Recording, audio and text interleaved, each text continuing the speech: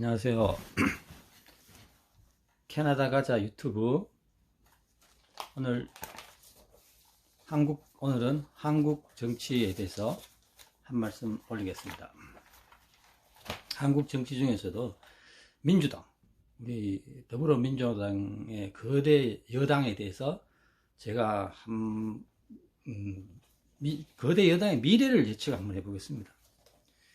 제가 보기에는 이 민주당이 멀지 않아 정권 말기가 되면 분당이 되지 않겠는가. 분당이 되어서 이 어떤 대선에서 아마도 대선 후보의 그 독립적인 어떤 세력들이 나타나기 때문에 이 분당이 되면서 자연스럽게 이당이 될 가능, 그러니까 뭐 이념적으로 갈라질 가능성이 많습니다. 왜냐하면 이거 민주당을 잘 국민 여러분들, 청년 여러분들 잘 모르시는 부분이 있는 게, 이게 민주당이 그 진보라고 자꾸 이야기하는데, 사실 민주당 내에 진보가 아닌 사람이 많아요.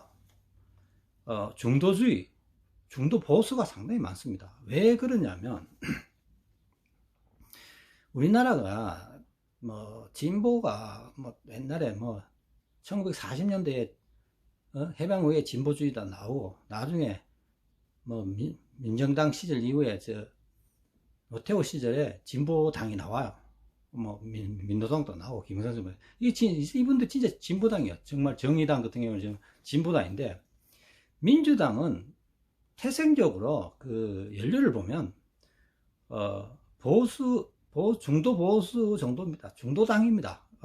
좌파도 아니고, 사실 야당에서 자꾸 좌파라고 하는데, 근데 좌파는 있죠.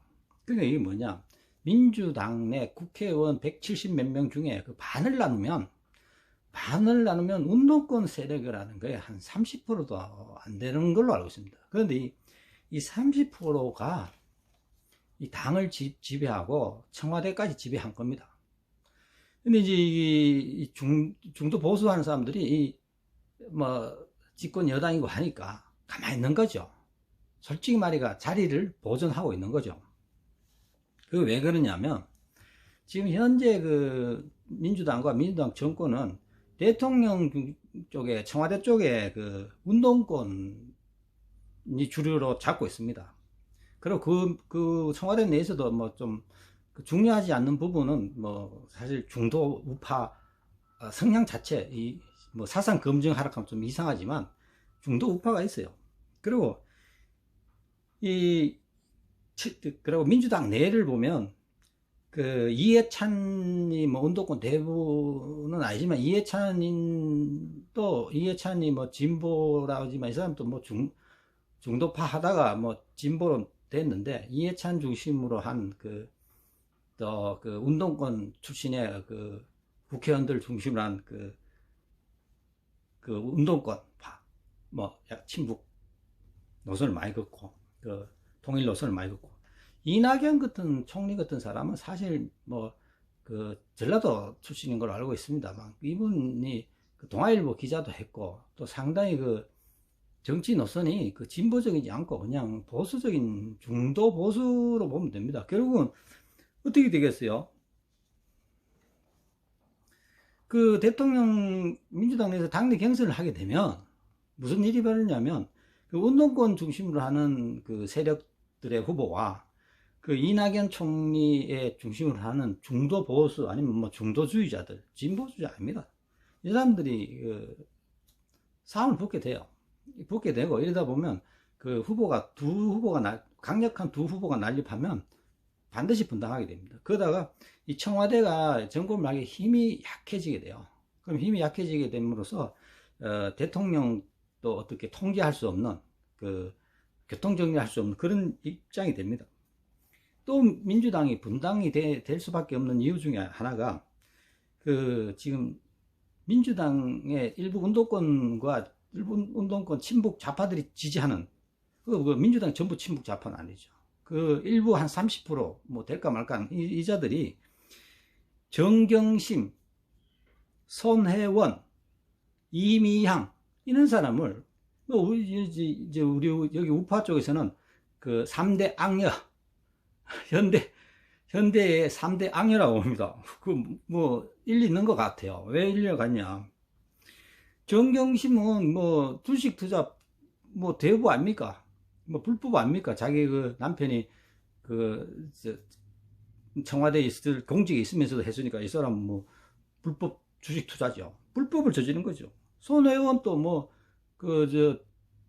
부동산 투기 뭐 투기라 아니야 하지만 아직 법적인 판단이 안 났지만 이것도 국민 정서상 봤을 때는 뭐 목포 쪽에 있는 분들은 반발이라고 하지만 다른 국민이 봤을 때는 뭐 투기인 걸로 많이 판단하고 있어요. 그리고 이명희 같은 사람은 아니 피해 할머니를 시켜서 피해자를 또 더 피해를 줘가지고 앵벌이 시키는 악녀, 이렇게 앵벌이 악녀 아닙니까? 이게 민주당 내에서 중도 우파 쪽 성향을 갖고 있는 분들이 힘이 없기 때문에 가만히 있는 거예요. 사실 민주당을 더 발전시키려면 이 사람들을 대통령한테 건의하든지 당 지도부에 건의해서 과감하게 세 사람을 쳐내야 재집권을 할 수 있어요. 근데 이 세 명을 쳐내지 못하고는 재집권을 할 수 없죠. 그리고 법원과 검찰이 어느 나라든지 법원과 검찰은 좀 보수적입니다. 성향 자체가. 왜? 안정적으로 판결하고 그 법리에 근거를 두면 대부분 다 보수적인 판결이 많이 나와요. 그런데 이 사람들이 그 판사들 지금 권력이 지금 살아 있으니까 그렇지, 이제 임명권자가 이제 임명권의 시기가 인사이동 자체가 없어질 경우에는 이제 소신 판단이 나오게 됩니다. 왜? 판사 검사들도 꿈이 뭐겠습니까? 퇴임 후에 뭐 국회의원이라도 한번 하고 국가 경영에 한번 참여하고 싶지 않겠습니까? 그러니까 지금 현재 판사들은 지금 침묵하고 있는 것 같지만 이게 연말 정도 되면, 올 연말이나 이제 정권 교체기 정도 되면 많은 판사나 검사들이 소신 판결을 하게 됩니다. 소신 기소도 하고. 이래 되면 정경심, 손혜원, 이미양 이분들은 반드시 법적인 처벌을 받는 쪽으로 가는 게 많아요. 그러면 민주당 내에서 이 중도 우파 정도의 성향을 갖고 있는 이 사람들이 상당히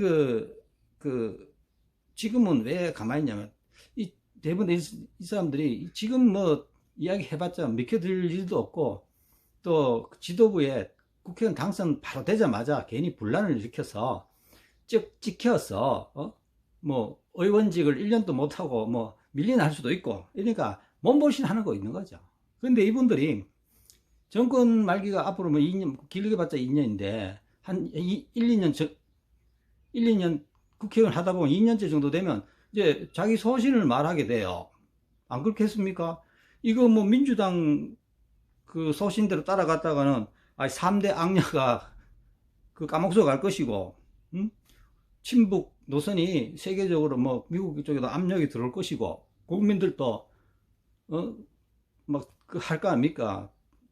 이거 비판할 거 아닙니까? 그러면 이 민주당 내에 있는 중도 우파 성향의 중도주의자들은 탈당하거나 소신 발언을 하게 돼요. 그러다 보면 실질적으로 이 당을 장악하고 있는 자들이 민주당에서 운동권 출신들의 사람들이 다 잡고 있고, 그 소수가 하나의 뭐 아파트를 움직이는 거죠. 그러니까 힘이 없으니까 이러는 거예요. 그럼 결국은 분당이 돼요. 그 분당되는 이유가 그 중입니다. 또 그다음 이게 경제가 연말 되면 아마 올 연말부터 내년은 상당히 어려운 우리나라의 경제가 내수라든지 경제가 어렵지 않겠나.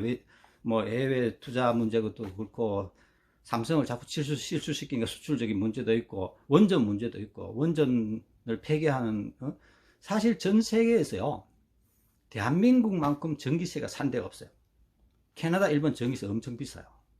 대한민국의 경제 발전의 가장 기본적인 초석이 뭐였냐면요, 뭐 다들 경부 고속도로 뭐 어떻게 하는데 전기였어요. 여러분들 일본 가고 캐나다 가보세요. 전기세 얼마나 비싼가? 비쌉니다. 캐나다도 그 큰 땅덩어리에 수력도 있지만 캐나다도 원전을 갖고 있습니다. 그리고 그 원전을 이 나라 땅에 원전을 폐기한다는 거는 그럼 국민들 전기세 엄청 내야 되는 거죠. 한전이 몇 조씩 적자 나죠. 그거는 뭐 정권 말기에는 그 사람들이 까발릴 거 아닙니까? 아니, 가장 기본적인 그 에너지 측에서 적자가 나면 그게 결국은 국민 세금으로 부담되고 나중에 전기세가 올라가게 되는 게 당연합니다. 이러면 어떻게 되겠어요?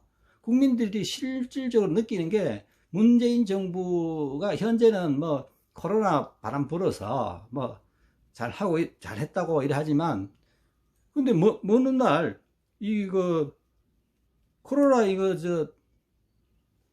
자금 이거 뭐라 하죠? 우리 특별 자금 아닙니까? 내수 경제 좀 발전시키고 사람들한테 뭐 100만 원씩 나눠주고 이게 몇 조씩 나갔는데 이거는 누구한테 돌아오냐면 지금 현재 청년들이 여러분들 지금 청년 한 20대 분들이 한 40대 가면 30대 40대 뭐 빠르면 뭐 한 3, 4년 내로 이게 상당히 그 국가 부채로서 본인들의 세금을 많이 내야 되는 이자에 붙고 이러면 예를 들어서 100만 원 받았다 하면 뭐 세금 지불해야 될 게 거의 10배 정도의 해야 되지 않는가. 그래 됩니다. 그리고 또 이 대북 저자세 문제인데 지금 현재 북한에 대해서 북한은 지금 왜 탈북자를 공격하느냐 하면 이 탈북자들의 어떤 그 유튜버가 상당히 많아요.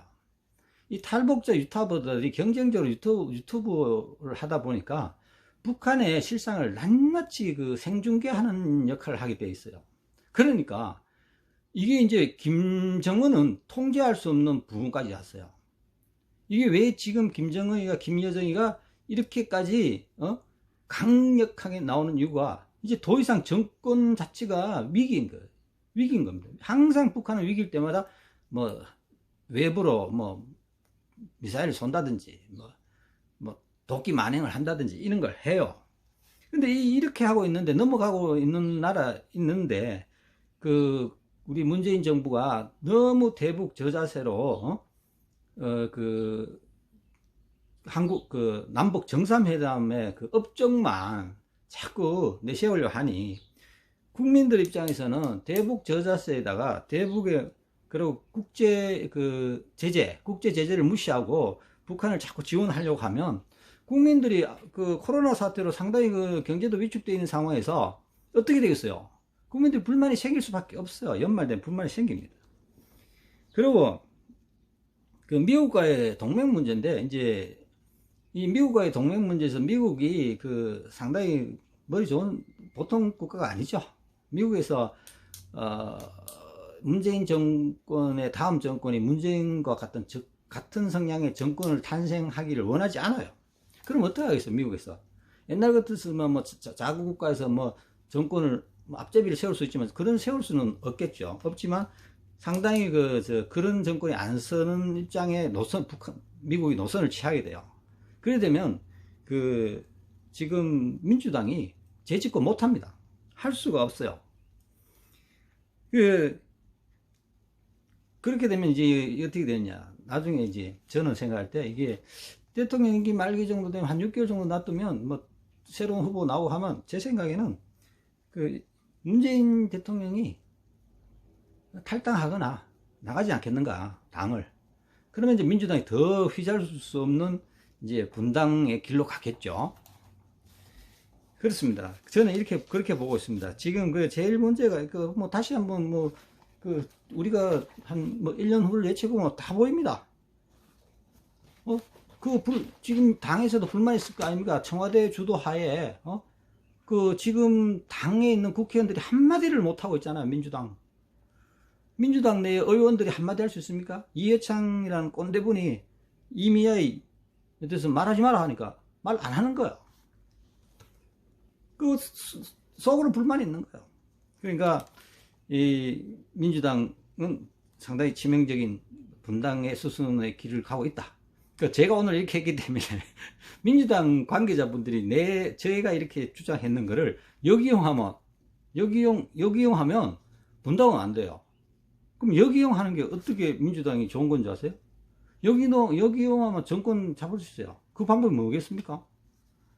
제일 먼저, 이제 좌파 지도자들, 민주당이나 청와대에 있는 좌파의 어떤 참모진들이라든지, 이 사람들, 이제 너희 역할은 끝났다. 너희들은 정권 잡을 때 필요하지, 투쟁성도 강하고, 그게 능력하지만, 정권을 잡고 와서 국민을 위해서 안정적인 정치를 하기 위해서는 당신들은 투쟁성이 강하기 때문에 필요 없다.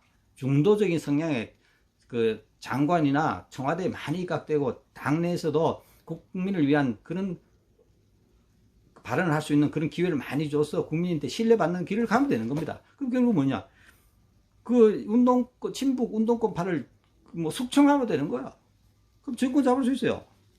그리고 그 치명적인 악력, 대한민국의 치명적인 정경심, 손혜원, 이미영, 이거 당내 지금 민주당의 초선 의원님들이 뭐냐면 정풍 운동 왔어요. 정풍. 당에서 왜 초선들이 말을 못하고 3선 4선만 말하고 우리는 침묵해야 되는가?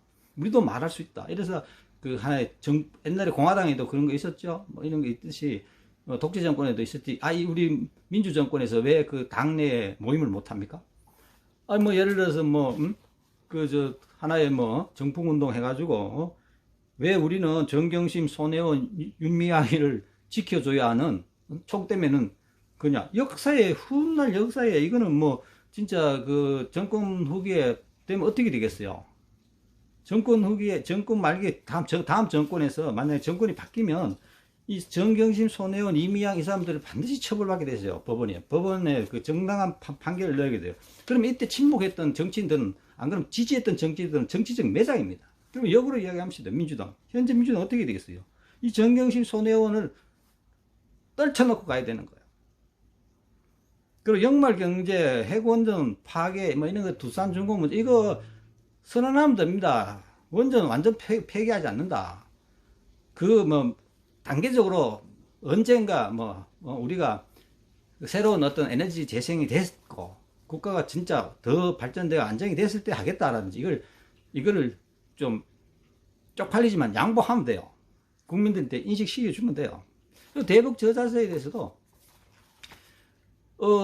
그렇게 이게 대통령주의에서, 대통령이 청와대에서 그렇게 말을 못하니까 당 내에서 초선 의원이라든지 중도적인 성향 의원들이 막 일어나야 돼요. 일어나서 왜 대북 저자세를 한다, 청와대 참모진을 뭐 하냐고 이렇게 해야 문재인 대통령이 힘이 있을 거 아닙니까? 문재인 대통령이 북한에 갔어. 북한 김정은 정권 하수인들이 밑에 물밑 대화할 거 아닙니까? 야, 우리 당내에서도 지금 너희들이 그러니까 골치 아프다.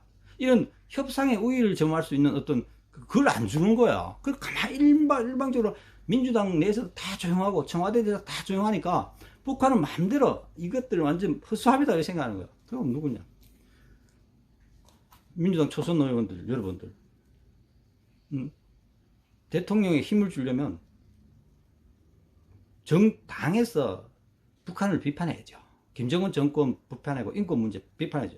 그럼 문재인은 갈까면 가서 북한에다가 내가 당신들을 정말 인정해주고 우리 평화통일을 위해서 노력해주고 싶은데 너무 우리 당내에서 또 야당까지 밀어붙이니까 나도 곤란하다. 이러면 어떻게 문재인 정부가 좀 빠져나올 수 있는, 북한의 저자세에서 조금 빠져나올 수 있는 그런 길을 해줄 텐데 그걸 못하고 있어요.